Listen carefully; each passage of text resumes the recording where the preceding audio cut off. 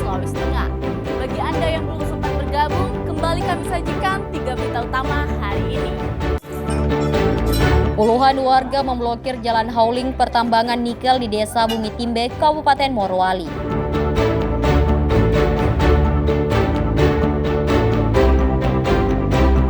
BMKG memperingatkan warga untuk mewaspadai cuaca ekstrim di Sulawesi Tengah.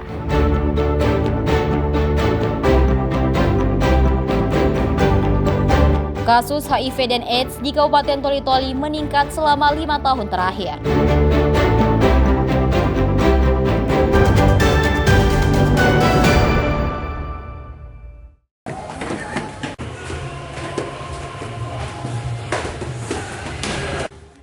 Kasus HIV/AIDS yang terjadi di Kabupaten Toli-Toli, Sulawesi Tengah bukan perkara yang main-main. Berdasarkan data dari Dinas Kesehatan Kabupaten Toli-Toli menyebutkan, sejak periode Januari 2021 hingga November 2025, terdapat 164 kasus positif terjangkit virus HIV/AIDS. Dari laporan 164 kasus tersebut, 3 orang diantaranya berasal dari Kecamatan Lampasio. Hal ini menandakan bahwa virus HIV/AIDS bisa saja menggerogoti semua kalangan. Diperlukan pencegahan sejak dini agar laju peningkatan kasus tersebut tidak naik secara signifikan. Dengan melakukan screening khususnya kepada orang yang pernah melakukan hubungan intim terhadap sesama jenis maupun kepada para pelaku seks menyimpang lainnya. Setelah diberikan obat beberapa bulan ini ya, kondisinya seperti biasa ya, jadi bisa beraktivitas seperti biasa. Ya. Saya sebagai pimpinan Puskesmas menganjurkan kepada tim Promkes kita, karena kita punya promosi kesehatan ya dari Puskesmas, memberikan edukasi kepada masyarakat dan pemahaman mengenai HIV dan penyebarannya. Pihak Puskesmas Lampasio terus intens melakukan pemantauan terhadap ketiga pasien tersebut dengan melibatkan tim dari promosi kesehatan. Hal itu tentunya menjadi peringatan bagi masyarakat, apalagi usia para penderita masih produktif antara usia 19 hingga 49 tahun. Di mana dengan fakta tersebut diperlukan melakukan tindakan pencegahan secara aktif. Syamsuddin Tobone melaporkan dari Toli-Toli.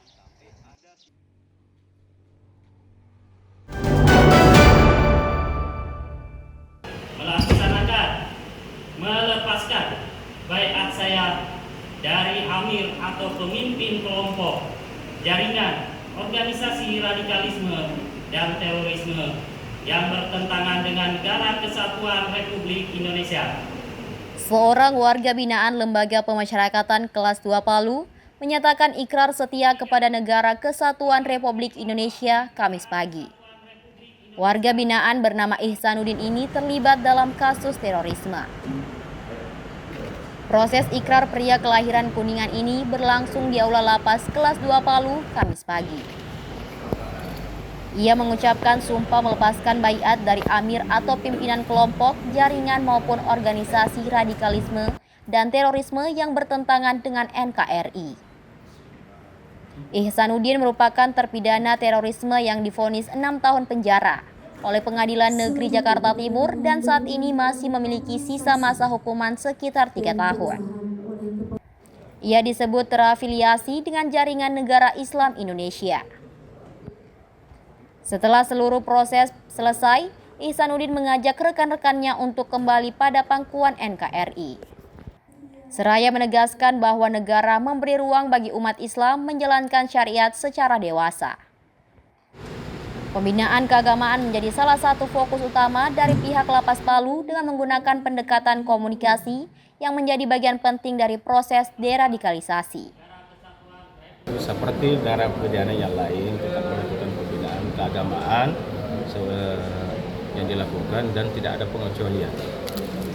Pembinaan sama dengan narapidana. Kami tidak pernah memaksakan dia, tapi memang dialah yang diinisiatif sendiri, membuka diri, justru bahasanya kapan dan kalau bisa Pak lebih cepat lebih bagus. Pihak Lapas Palu menegaskan keputusan Ihsanuddin untuk berikrar kembali adalah atas kesadaran pribadi tanpa paksaan dari pihak manapun. Dengan ikrar tersebut, seluruh hak pemasyarakatan Ihsanuddin kembali dapat diberikan sesuai ketentuan yang berlaku. Langkah ini memastikan proses pembinaan dan deradikalisasi berjalan optimal bagi warga binaan. Ikram Boyoge dan Syamsuddin Tobone melaporkan dari Palu.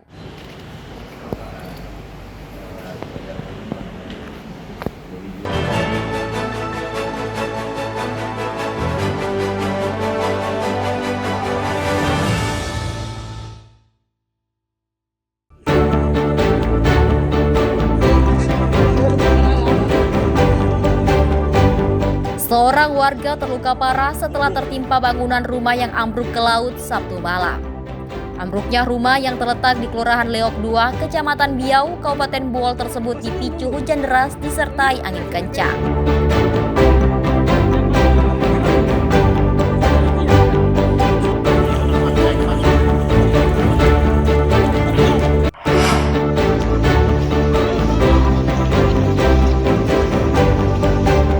Sosok mayat pria ditemukan membusuk di Desa Korolaki, Kecamatan Petasia, Kabupaten Morowali Utara, Jumat siang.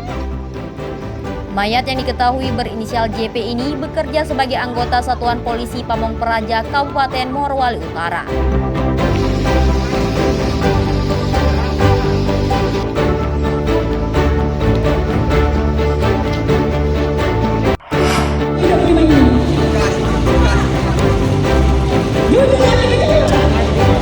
Ratusan honorer yang tergabung dalam aliansi honorer Kota Palu kembali berunjuk rasa di kantor Wali Kota Palu Senin siang. Mereka mendesak Wali Kota Palu mengabulkan tuntutannya untuk diterima menjadi pegawai pemerintah dengan perjanjian kerja atau P3K.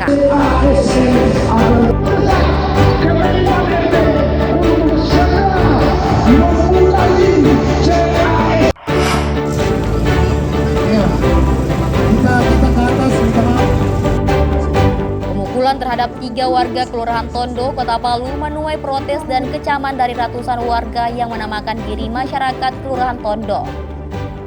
Mereka berunjuk rasa di depan kampus Universitas Tadulako Palu Senin siang dan menuntut Rektor Universitas Tadulako untuk memberikan sanksi tegas kepada oknum mahasiswa yang terlibat pemukulan. Yang kedua, kami suasana di wilayah desa Tenggelam kemarin. Sebuah jembatan gantung penghubung antar dusun di Desa Tonggolo Bibi, Kecamatan Sojol, Kabupaten Donggala nyaris ambruk. Kondisi jembatan terlihat miring diduga imbas hujan deras, banjir dan longsor yang melanda beberapa hari lalu.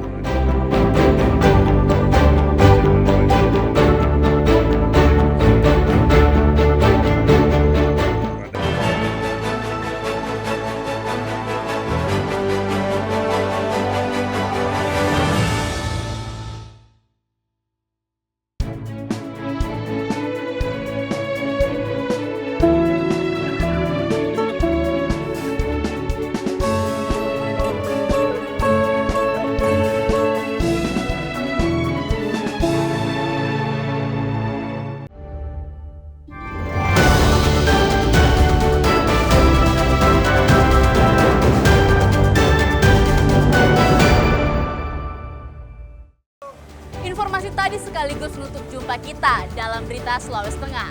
Atas nama rekan kerja yang bertugas, saya Della Rizka mengucapkan terima kasih atas kebersamaan Anda. Selamat beraktivitas dan sampai jumpa. Songgom Powasi, Tabe.